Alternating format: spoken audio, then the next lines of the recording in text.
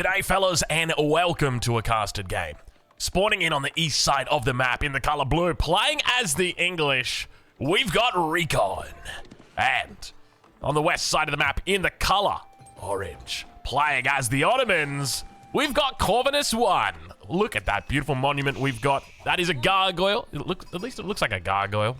It is indeed a gargoyle in the middle of that town center. And welcome, of course, if you haven't already realized, to Empire Wars. That is right, ladies and gentlemen. We are casting EGC TV's Empires at Wars.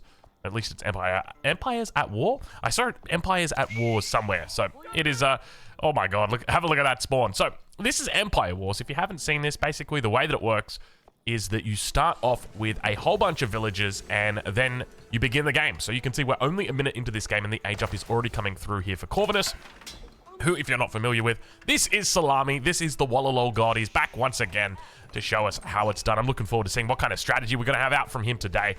So let's talk a little bit about what we've got here, about how Empire Wars works. So each civilization, well, it works slightly differently. So for the English, as an example, you get a whole bunch of farms around a mill because that's the English bonus, right? And nothing too crazy, really, for the English. When it comes to the Ottomans, they start off with a military school, they start off with a blacksmith, but as you can see, this is not the best position on a blacksmith and a military school. Not really a lot of opportunity to be putting down any more production here. So, I mean, realistically, if you could choose where you wanted this to go, you'd probably have it somewhere back here, but unfortunately, that's not going to be the case. You don't get to choose where it goes. Now, the map that, of course, we're playing on today is King of the Hill. And one of the things you got to remember about King of the Hill is there is only a single sacred site. If you are managing to take this sacred site, a lot of strategies will involve taking it early and looking to try and secure it, looking to try and throw keeps down on top of it. So whether we see potential, I guess we could look to see keeps thrown down in the middle quite early, because this is, of course, Empire Wars, but we hear that first Vizier point coming through for Corvinus. This is another thing to note. This is going to be a very high-octane game. That's one of the things I've noticed about any Empire Wars game. If you've ever watched them, they are just action-packed from the get-go. So we're 2 minutes into this game. The age-ups have already come through. Feudal Age on the other side here for Recon. And it looks like the second TC will be dropped down over on the deer here. He's got a nice little spot. Deer, berries, beautifully done. Only the one villager for now, and then plenty more coming out up the back. But Wall's going to be coming in on this top side for both of these players at the moment. Nice little spawn Corvinus has got here. Obviously can't take advantage of the boar, but this is quite good. And I guess realistically, Recon can always look to bring his boar down as well. So he'll be absolutely fine. So I'll leave a link in the description to where you can watch both of these players, because keep in mind they do stream over on Twitch. Recon not as much as Corvinus, but Corvinus obviously streams every day. He's very active on it. And I will, of course, leave a link in the description to where you can watch Empires at War this weekend. It's, in fact, going to be on for the next couple of weekends. They'll have it over on Twitch, 15 GMT. Make sure you check it out Saturday and Sunday. So don't be a stranger. Come over, say g'day. I won't be casting any of the Empire at Wars, or Empires at War. I've got to make sure I say it correctly. I won't be casting any of it, just simply because, well, you may or may not have heard, but by the time this video goes live, I'm going to be very close to having a new member of the family. But unfortunately, have a look at this. Corvinus going to be getting rid of one, it seems, at least of the enemy's family. Recon losing a scout early on here, but yes, very exciting. We've got another guy. He's about to pop, so hopefully everything goes well. I'll keep you guys updated though. I'll make a little post. I'll update my profile picture. You'll see it for anybody who pays attention to that sort of thing. So at the moment, we got Corvinus looking like he's going to be heading towards a castle age. Handful of villagers here on the gold and struggling with that food, but it's coming through. It's coming through. On the other side of the map, though, we'll ride on board with Recon and see how he's doing, because he's looking to throw down a barracks relatively early. Now, keep in mind, he's cognizant of what his enemy's up to. He knows that you're in the feudal age. There's a good chance there's going to be Sipahis coming out, because you've got that military school. You're going to be making it for free. So I love the fact he's gone for this barracks here. Going to be looking to try and defend on this south side, because obviously walls up towards the north should hopefully keep him safe. Walls towards the middle once they do come up, and then it only really leaves that spot open on the south side to be scared about. But it looks like the second barracks coming up. He might be thinking a little bit more about Castle Age. No spearmen out just yet. But we'll check in on that west side of the map as the MIA begins to go down. And the more appropriately positioned blacksmith is thrown down in the back of the base. You'd hate to think the MIA would be built up the front, be quite vulnerable up there. And you want to make sure that this bad boy is tucked away nice and safe. And that's exactly where it is. So Bit of a slow opening here for I tell you what, for an Empire Wars game, this is considered to be a slow opening. Normally these Empire War games, they are at each other's throats, but have a look at this. We've got ourselves a bit of a boar beginning to be taken. Nice little micro coming through from Recon. Plenty of villagers here as well. Does take a fair bit of damage on these vills, but does so without losing a single one. Age up going to be coming through shortly for him. I'm curious what landmark he looks to go for. He's got the opportunity to go for a white tower or a white castle. Depends if you're a fan of the burgers or if you're a fan of the Burgrave. No, but it does look like it's going to be the King's Palace in the back of the base. So not going to be looking to throw down the keep on that central sacred site. And now the question is towards the Corvinus side of things. Does he look to play it in the feudal age, or rather the castle age, or does he look to play it in the imperial age? He's got the opportunity to go to imperial here. He's got himself quite a bit of space, to be honest. He's got plenty of food. He's taken great advantage of these deer in the north. He's got the berries for quick access as well. And keep in mind, non-stop Twin Minaret Madrasa is just pumping in resources. I would have loved to have seen, so we can see that he's gone for a Anatolian Hills. What was that? Oh, they were in the TC. They were sitting in the TC. I was wondering, where did they all come from? So, it sounds like there's a little guy at my door right now. But I got the door to the studio closed, but sometimes he likes to come on and bang and let me know that he's outside. He's just saying g'day. He's just saying g'day. But well, what was I saying? I feel like I was saying something important. Oh yeah, Anatolian Hills. I always feel like people go into Anatolian Hills just to be safe, but look at it. Look at him. He's sitting on 13 sheep at the moment. Keep in mind that Anatolian Hills provides 12 sheep, if I remember correctly. He still doesn't really need to go into that. And on top of that, he's got the berries here. And when you consider the fact that he could have gone into imams, he could have looked to have taken this sacred site in the center. He could have looked to take these relics in the corner and deny them away from his enemy. That could make a large difference the longer the game goes on. So while I respect Anatolian Hills, and I think it's a very safe option for you, at the same time, the imams just feel so damn good on a map like this where you are able to contest those relics quite easily. Speaking of relics, we'll check in over on that east side of the map and see how Recon is doing. As it looks like we have got ourselves just a bit of a bad boy boom over here. Walls coming up on the south side, nothing too crazy at this point in time, and neither player really looking to commit. Have we just got double fast Imperials coming through? Is that what it is? I think it might actually just be that. We've got Imperial number 1 about to come through. Look at the timing on this, by the way. Do we just go ahead and put this one on the thumbnail? Look, it's a bit of a bait, but at the same time, it's Empire Wars. We don't really cast that much Empire Wars. Have a look at that little track between them. We don't really cast that much Empire Wars, so it'll be a surprise for people to see that this Imperial Age is coming through before 8 minutes. Excuse me.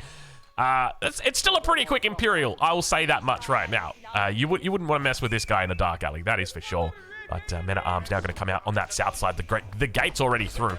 No upgrades in just yet, but we do see armor claddings through, and Istanbul Observatory gets thrown down before the 8-minute mark. He is clicking up. This bad boy is going to be up before 9 minutes. That's a fast Imperial. I tell you what, I haven't watched too much of these Empire War games, but I will say that's the fastest Imperial Age I've ever seen clicked. And it kind of makes sense to be doing it here, right? You've got yourself a nice, safe little base. This is kind of like the dream scenario, right? You guys remember when you were younger and you used to play against the AI and you just wall up like crazy and you'd build a really cool base and then you'd attack after 16 hours? I remember those days. They were the good days. I remember doing that with my dad playing TA. We used to have no rush. We wouldn't call it no attacking or no rushing. I don't even remember what we call. We used to set a timer and we'd say, okay, at 90 minutes game time, then you can attack. And it's kind of funny, right? Because you go back and play the game and you're like, 90 minutes? What were we doing for 90 minutes? Oh, gosh, I remember doing that. I remember playing with my cousin as well. We'd make 100 solar collectors and 100 metal extractors. And then we'd make our first production building. They were the days. Any TA fans will know what I'm talking about. Anybody else is just going to be clueless about what Uncle Drongo's going on about. But a little bit of a setup here on this south side. For the relic, do we have the monastery coming through just yet? It doesn't look like it. Going to be focused heavily on that Imperial Age. Keep in mind, we don't have access to the Vizier point, but we can assume that he has gone into military campus. We see 1, 2, 3, 4, 5 military schools. We don't have to assume. We can confirm it is indeed military campus. Next one on the cards, he's got 2 options for himself. He can go into the advanced units, look to get Janissaries or maybe even some Knights out. Or the second one is going to be that extra speed. He's going to be happy for the moment, just producing the Men-at-Arms. We see the Men-at-Arms coming through here. No crossbows, but where are those elite upgrades? Expect to see them on the way shortly. We don't have a barracks out just yet. Every single unit is free. But there's the mosque.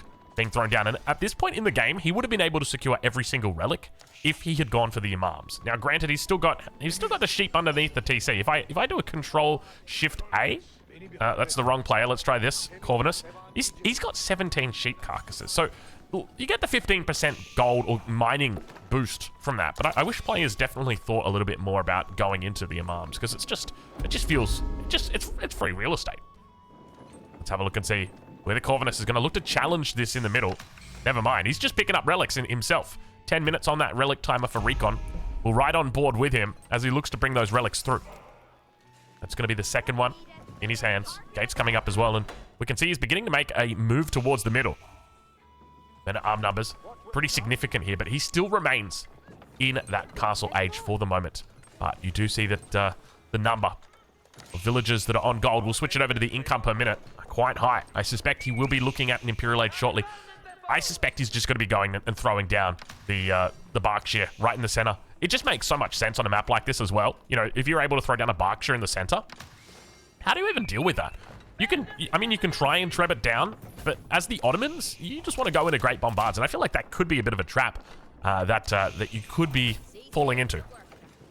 All right, well, it is. I tell you what, I came into this talking up Empire Wars, talking up about how it is going to be, you know, such an action-packed game, and we're sitting 11 minutes into this game, and the only thing that we've lost has been what? A scout? I think there's the second scout going down. That's going to be it right there.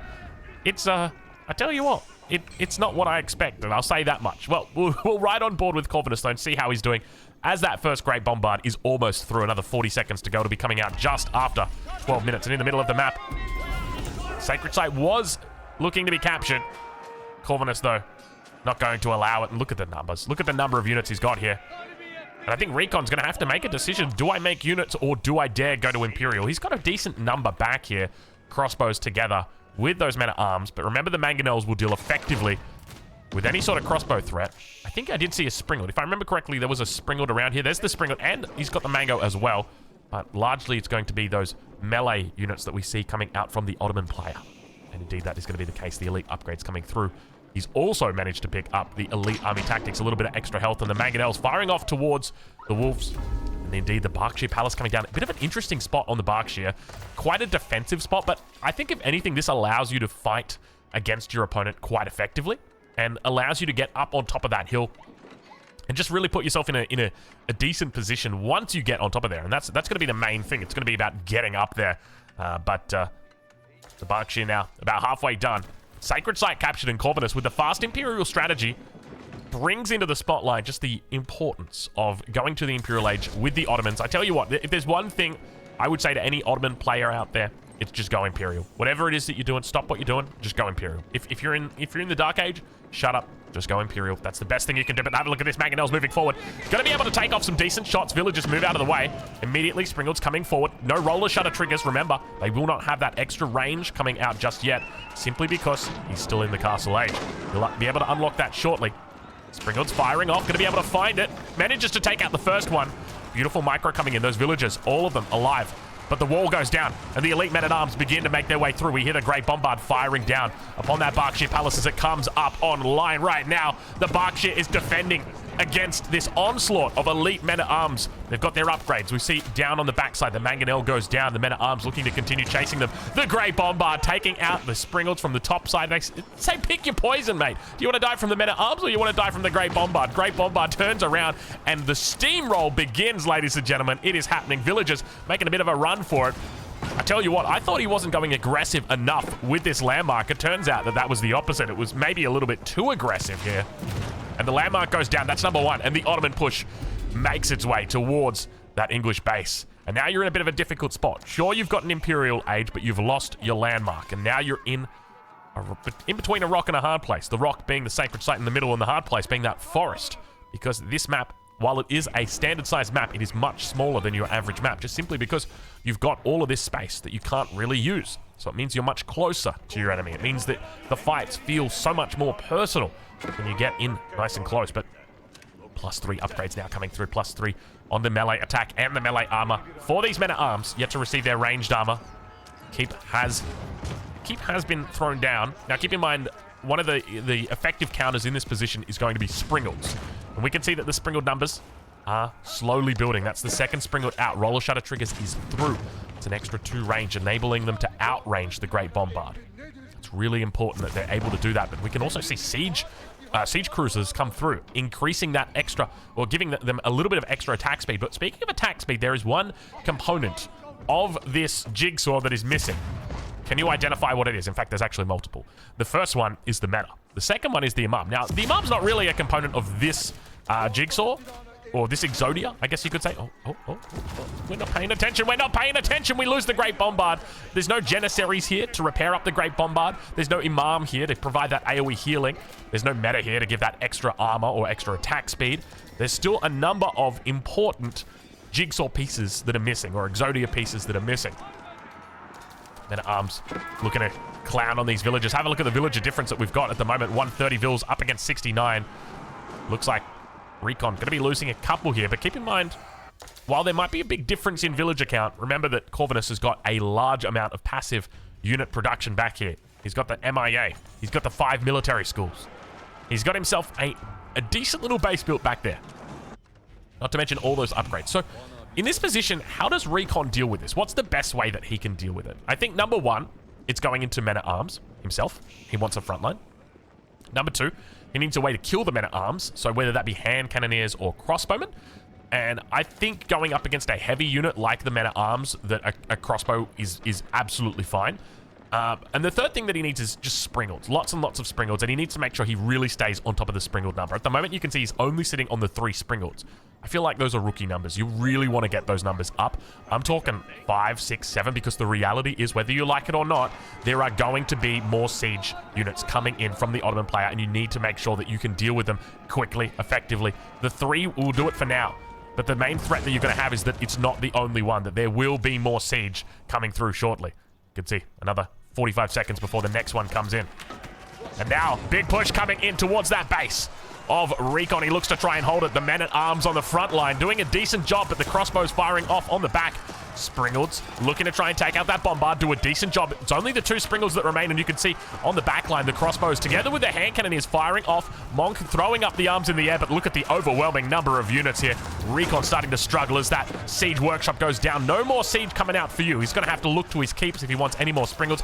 Meta gets lost in the battle, and now that those Springleds are going to need to try and work their magic. Look at the damage. Look at the AoE damage coming in from the Great Bombard over from that left side of the screen. Next shot comes in. Boom, baby! All of the crossbows going down, and it looks like Corvinus is going to be able to clean up in this position. Keep in mind, he's still got the sacred site to his name. It is ticking slowly. It is ticking steadily. But remember, you're fighting against an English player, and if there's one thing you should know about an English player, they have the defensive advantage. Not only are all these production buildings back here spamming units into this fight, but they've got that defensive bonus, that extra attack speed. They've got their villagers that they can rely on if they need an extra bit of range damage. But men-at-arms numbers starting to build here. The main thing he's got to be worried about is the threat to villagers. That's going to be the big thing, because that allows Corvinus to catch up. Great Bombard working down these landmarks. That's a second landmark under threat right now. Keep in mind, third landmark here, the town center, fourth landmark. It's going to be this King's Palace, a little bit further away. But we hear a siren behind the scenes. Let's check and see what we spotted out. And it's going to be the Berkshire Palace. It's managed to come back up, actually. It's only halfway through on this. He's not going to be able to get into this Berkshire Palace unless it's fully repaired. And you can see those villagers are just going to hightail it out of there. Not able to get it up quickly enough. The Great Bombard just more than happy to help out. It's interesting to note that Corvinus has not gone into any Janissaries to help repair with these Great Bombards. Allows you to have that repairing on the front. And look at this towards the top side. We've got more attack sirens coming on. He's managed to go outside the walls, and the villagers have decided to really get that party going. But the main thing that Recon's got going for him at the moment is that villager advantage. Still up by about 60 villagers at this point. The problem is 4 minutes remain. 4 minutes remain, and Recon is in trouble. The sacred victory is approaching. Janissary upgrades are coming through. He's got 12. Okay, so he's gone in for Janissary Company. This is it. He's committing 100% at this point. What's interesting to note is that there is no solidification or no fortification on this sacred. Oh my god. Oh my god. Who needs fortification when you've got great bombards? And look how many he's got. He's got 4 great bombards, throwing in a couple of low health crossbowmen, and he's going to actually reveal the amount of great bombards he's got, because this right here is actually where Recon can get himself a little bit of an advantage. if he moves into higher sprinkled numbers. The problem that he's got is he's only got 2 and he's only got space for another 4. So even if he maxed out on sprinkles right now, he still doesn't have enough sprinkles. And that's painful. You got to worry about that. But Sacred Site now ticking down 3 minutes. Oh my god, look how many Great Bombards there are. I feel a little bit sorry right now for Recon. Recon, I don't know how you're going to do it. How does he possibly do this? So he's got the elite men-at-arms. I guess he can try and look for a surround on the men-at-arms. Oh my god, there's so many. Oh, there's so many. There are so many. I've never seen this many Great Bombards before. Actually, I have that beastie game. I remember that beastie game. The free-for-all, the Great Bombards firing off towards the front line, cleaning up the men-at-arms. A huge number of units coming down the hill. The Great Bombards saying good night to everything that even gets close. Springles, where are they? They're slowly making their way up the rear, and Corvinus holding out, managing to do a wonderful job here with the Ottoman Fast Imperial. It's looking absolutely beautiful as he now begins to push into the base. Villagers come through, and why is Corvinus white? I don't know why Corvinus is white, but it's definitely good game. I'm confused.